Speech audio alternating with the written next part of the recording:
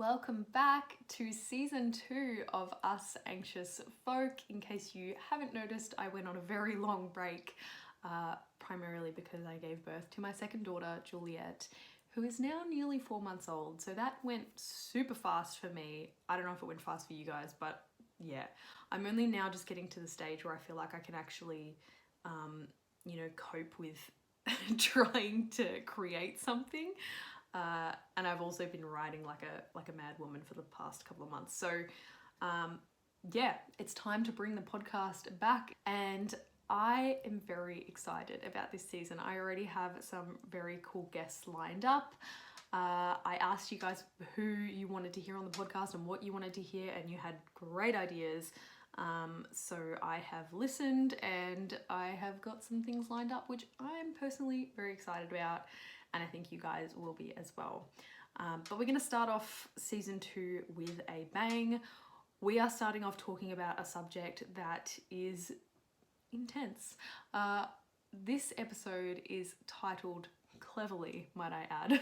I was quite impressed with my titling. The Storm Before the Calm. You guys have heard of the calm before the storm, right? That's a saying. But the storm before the calm, when we're talking about anticipatory anxiety, it makes total sense, because if you've followed me for a while, you know that one of the things I like to say is that the actual event pales in comparison to the anxiety that you feel prior to the event.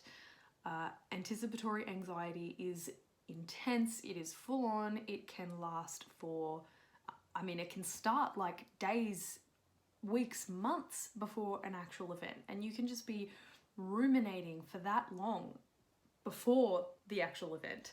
And it's full on. It can, and it's not just thoughts, you feel it physically in your body as well. It's not just this, mental rumination. It's like you're living out every possible worst case scenario in your body while you're worrying about what might happen when you do, whatever it is that you're anticipating doing. And so I think the storm before the calm is quite fitting, because it really is, that shit's stormy. It can be very full on. I know for me, a lot of the times my anticipatory anxiety was so intense that I couldn't, I'd get to a stage where I'd just blow a fuse and I couldn't do whatever the thing was that I wanted to do. And I think it's really important to just take a step back for a second and differentiate between normal anticipatory anxiety and normal anticipatory anxiety and intense, unnecessary anticipatory anxiety. So for example, back in the day, pre-agoraphobia, pre-anxiety, pre-toilet anxiety, I used to get really anxious about things like job interviews or, meeting a new group of people, or giving a speech, although I haven't had to do that too many times in my life, but that was just the only thing I could think of in that moment. But those events that make most people feel nervous, that anticipatory anxiety is generally pretty productive anxiety in a lot of ways, because first of all, it's your survival instinct. So you're feeling threatened by something. A job interview, you're feeling threatened by, what if they don't like me? What if I'm not right for the job? What if I don't get the job? Or making a speech, what if I don't get my message across? What if these people laugh at me? What if I fall on my face in front of them? There's all these variables, and it's kind of a way of trying to keep yourself safe, but also because you know that there's a lot on the line. Whatever you're doing is quite important to you usually. And so it's normal to feel that sense of anticipatory anxiety in the lead up to it. And most people feel that. And I say it's productive because usually it enables you to prepare a bit more than you would if you weren't anxious about it. In the event of a job interview, I know I've spent nights Googling job interview questions and practicing, whereas if I wasn't anxious about it, I probably wouldn't do that. And then I might go to an interview and just be completely stumped when they say, what's your 5-year plan? I'm like, fuck, I don't know. I'm here. That's it. That's all we've got. But yeah, so that's normal anticipatory anxiety, and that is something that, you know, we can't really avoid in life. But then there's that anticipatory anxiety that just is, it just feels unfair, to be honest. It's overwhelming. It's like, it can be something as simple as going out for a coffee with a friend, or like, I remember I got really anxious when I was housebound about Christmas with my family. They were coming to me. Like, it was just my sister and her husband and their son at the time coming over, and I was terrified, which to me now seems bizarre. But yeah, it can be something really minuscule that you just feel overwhelmingly anxious about. And like I said, the anticipation is often the worst part, but it can be so bad that it just covers you in dread, and you really start to feel like you can't cope. And the thing is, you can't cope, in truth. But what I mean is, you can't cope with that constant worrying, that constant stressing, that constant mental cycle of dread. Nobody can cope with that for prolonged periods of time. Like, think about the stress response. That's not designed to run on a continuous loop. The stress response is designed to come in when your body needs it, deal with whatever needs to be dealt with, and then go back into, balance. The parasympathetic nervous system comes back online, and sort of, things just come back into like a nice level playing field so that you feel okay. The stress response isn't designed to be constantly running, and when you have anticipatory anxiety, it just feels like it is, just just replaying over and over. I just got an image in my mind of trying to swim at the beach on a really hectically choppy sort of day, and you just keep getting dunked and dunked and dunked by the waves. It feels like that when you're anticipating something, and you just can't sort of shut your mind off it. It kind of feels like if you stop thinking about it for a second, like say you're nervous about going to see a friend for coffee. If you stop thinking about that, if you stop thinking about what might happen and how you're going to get there, and just thinking about every single little detail, it feels like if you aren't thinking about that, then something awful is going to happen. And our brains are designed to do that. And the reason for that is because, we have that negativity bias. So we're always looking for the bad news over the good news. We're always stewing over the bad news instead of the good news. We're wired to seek out a threat. And so if there is a threat, we will find it and we will worry at it persistently over and over and over and over and over and over until we feel like it's, until we feel like we've been relieved of it. And that's why with anticipatory anxiety, once you have done the scary thing, that anxiety dissipates because your brain's like, sweet, done, threat abolished, we survived, all good. But it's like, how can we get to a stage where we don't get so pummeled by the anticipation of doing something that we don't end up doing it? And with anticipatory anxiety, you work yourself up to such a degree that you convince yourself that, okay, I can't do it. Like, I cannot cope with going out for coffee. I'm not going.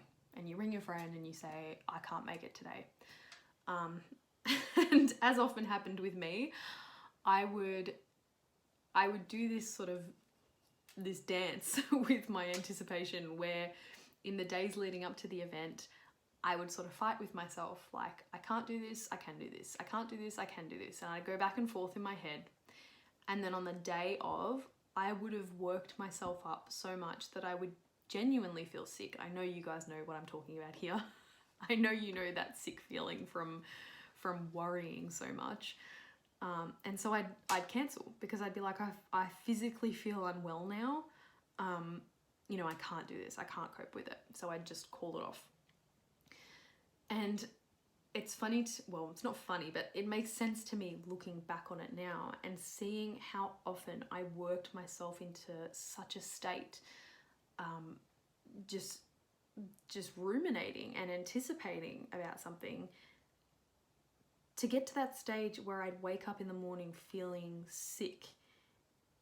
It was like I said before, the thing that I couldn't handle was not the event. The thing that I couldn't handle was those days spent worrying myself sick about it. That was what I couldn't cope with, not the actual, going out to coffee or whatever it was. So let's just go back to why our brains do that, because even though the knowledge doesn't help to remove the anxiety, it helps to sort of, it helps to understand it, because I guess it gives you sort of a more compassionate view about it, a more nurturing angle, rather than just feeling like, why the fuck is this happening to me? What's wrong with me? I'm broken. So if you haven't heard of the negativity bias before, it's basically that due to our survival instinct, we are wired to look for the bad news. We are wired to look for the negative. And because way back when, even now though, but primarily way back when, if there was something bad happening but also something good happening, the something bad happening could be, a snake in the campsite that's gonna come and kill you. And the something good happening could be like, we found a new tree with berries on it.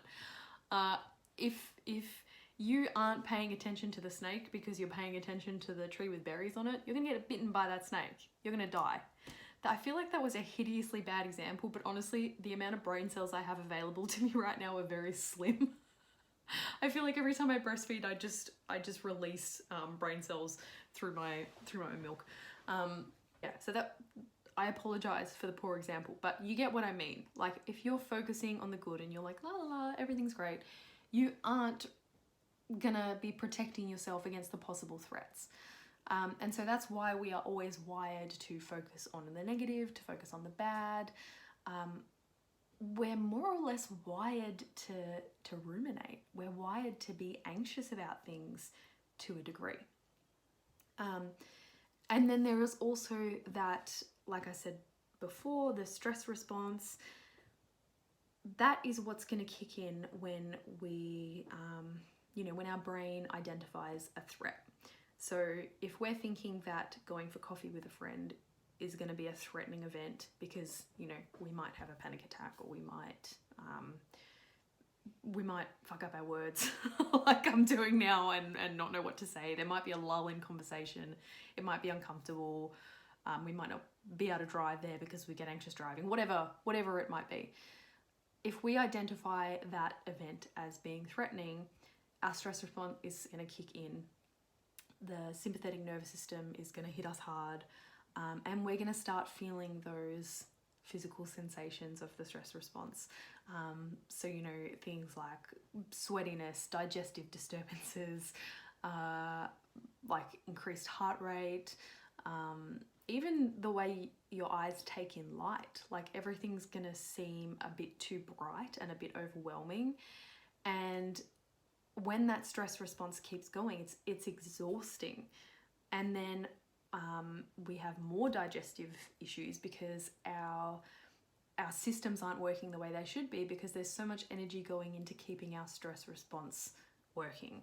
So our immune system's not working properly. Like I said, our digestive system's not working properly. Even like our urinary systems aren't working properly, our waste systems. So nothing is feeling right. Everything in our body is feeling on edge and feeling alarmed. And then we have our brain as well that's constantly trying to like burrow at that possible threat as well. So your whole being, from top to bottom, is stressed. And I mean, stressed is putting it lightly. Your whole being is fighting for your survival in that moment, really.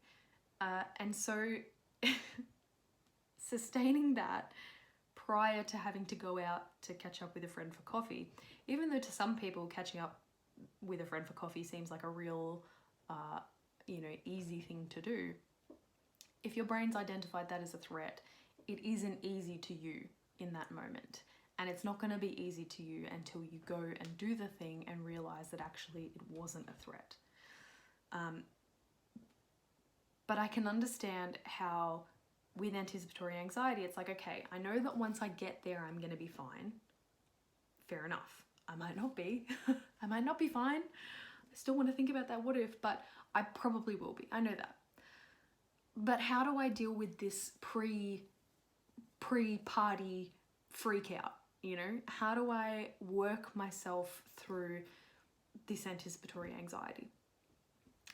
I think the best thing that we can do for ourselves, which is also kind of the most annoying thing because it seems so basic, but the best thing that we can do for ourselves is just truly to be compassionate, to just be nice to ourselves, be kind to ourselves. I used to really go hard on myself for the fact that I was so nervous. There is a video on my Instagram where I'm getting ready to go out for a friend's birthday lunch. And you can see in that video, I talk myself through the fact that no matter what happens, I'm gonna love myself. No matter if I panic on the way there, if I, mess up my words, whatever happens, I'm going to love myself afterwards. I love myself now, I love myself during, I love myself afterwards. I'm always there for myself, and I'm always gonna respond to myself in the way that I need. So just reminding yourself of that constantly, like, okay, I'm feeling terrified of doing X, Y, or Z, but I still love myself. I'm gonna love myself through this anticipatory anxiety, and I'm gonna understand that the way that I can counteract, that's not me farting, by the way, that's my elbow on the glass. I realized that sounded like a bit of a farty noise, and I'm like, these people are gonna think that I'm dropping bombs while recording. No. I'm not. So where was I going with that? Yeah, how can I counteract that stress response? The best way is to offer the stress response some nurturing. Even things like putting your own hand on your heart space, which I know a lot of people might think is really like woo-woo, or not even that, it's just really insignificant. Like, what's that going to do, just touching your own chest? But it's been shown that physical touch activates the parasympathetic nervous system, so it's going to activate that calm down feeling. It happens whether or not it's someone else touching you or you touching you, even just yourself. So putting your own hand on your chest and just feeling into that for a moment, and just recognizing that, okay, I'm anxious, I'm anticipating that everything's gonna go wrong. And even though I know that it's gonna be okay, I know that I'm still gonna anticipate it, because that's what I'm wired to do. And that's the way I've been responding for however many years, and it's probably gonna take me a while to respond in a more healthy, in a more balanced way. So just giving yourself that moment, and just even if it's like a minute, just settling into that, feeling your own hand on your chest, feeling your heartbeat, and just thinking, okay, I can just breathe in this moment. And you'll notice that your parasympathetic nervous system does start to kick in. You'll notice that you feel a little bit more grounded, a little bit less flighty. If you need to do that every day, if you need to do it every hour of every day in the lead up to whatever the event is, do it. Do it. And on that note, how can you find other ways to support yourself that are gonna sort of soothe your nervous system? Obviously things like gentle yoga. Reading is one of them. my mind just went completely blank. I was feeling so calm after doing that my brain's like, see you later. Yeah, reading is one for me that activates my parasympathetic nervous system, because it brings my like logical brain back online. So it's sort of, I come out of that like lizard brain, that monkey brain, and I come back into my you know, rational Lauren brain, and I'm like, okay, yes. And I also lose myself a bit in a story. I find that very calming. Going for a gentle walk if you can. That was a trick that I used to do way back when I first started doing exposure sessions for agoraphobia.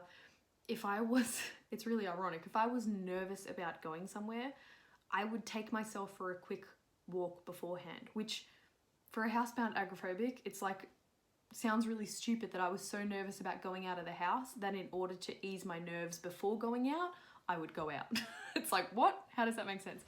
But I would take myself for like a quick walk or run around the block. Like I'm talking like, you know, 5 houses away and then back. And just that little burn off of energy, getting that adrenaline out would help my, you know, rest and digest response to just kick back in. And I was like, okay, now I can breathe. There's a bit more balance. There's a bit more breathing space. So that's a really good one. Either a quick little like spurt of energy, if you can, or even just a walk is fine. Gentle walk, gentle yoga, a bit of reading, maybe just sitting with a cup of tea, having just a moment of just rest, a moment of space.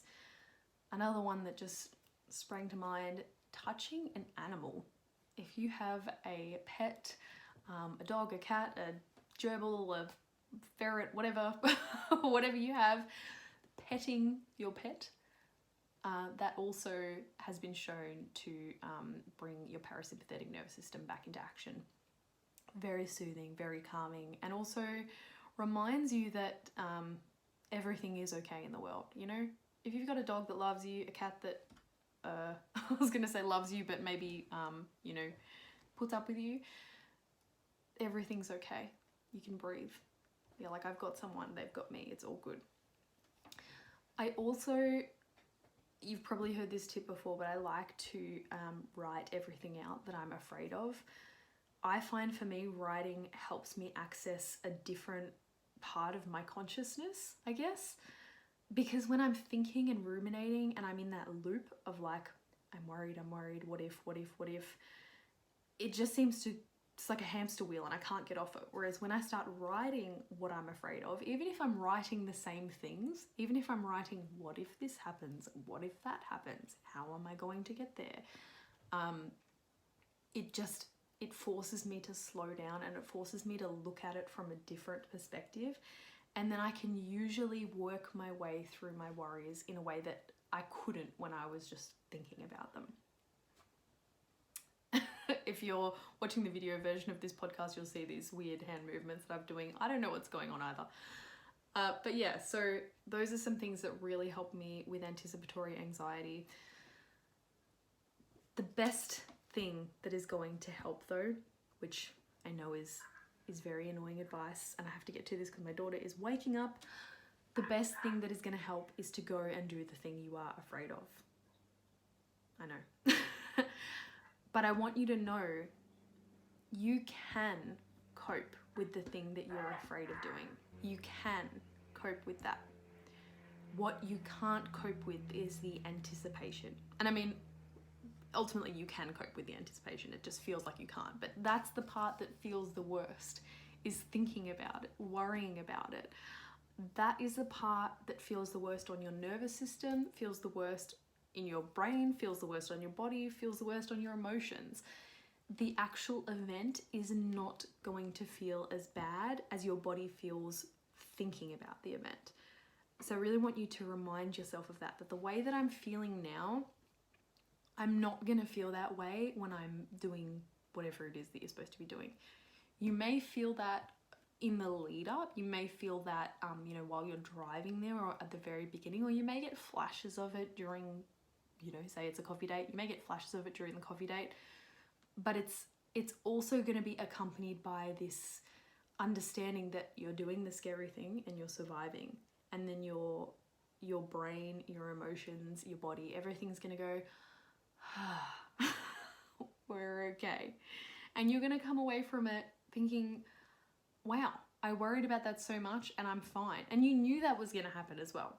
You knew that ultimately you would be okay, but your stress response was just going on overdrive.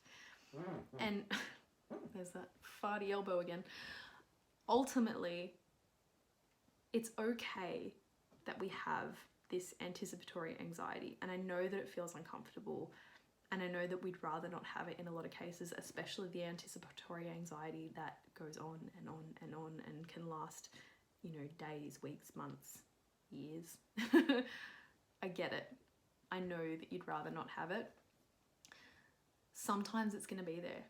And sometimes it's not. If you're coming from a place where you've been housebound for a long time and you're feeling anticipatory anxiety about every single thing, I know that can be really exhausting, but that's not going to be around forever. You're going to get to a stage where you don't feel anticipatory anxiety about everything. You only feel it about the very important, nerve-wracking things. I don't feel anticipatory anxiety about going out of the house anymore. I didn't even feel it at the last job interview I went to. But, you know, sometimes I feel it before a plane ride or you know, before giving birth, like before really full on things. Sometimes I feel a little bit edgy before that, and that's okay. But just know that even if you still feel anticipatory anxiety to some degree, which you are probably going to some degree for the rest of your life, A, it means that you're doing things that are important to you. B, it means that you're alive. You're a functioning human being with a functioning nervous system. May not be functioning correctly all the time, but it's doing the best that it can to protect you and keep you alive. And C, you are loved. You are loved. Remind yourself of that as often as you have to.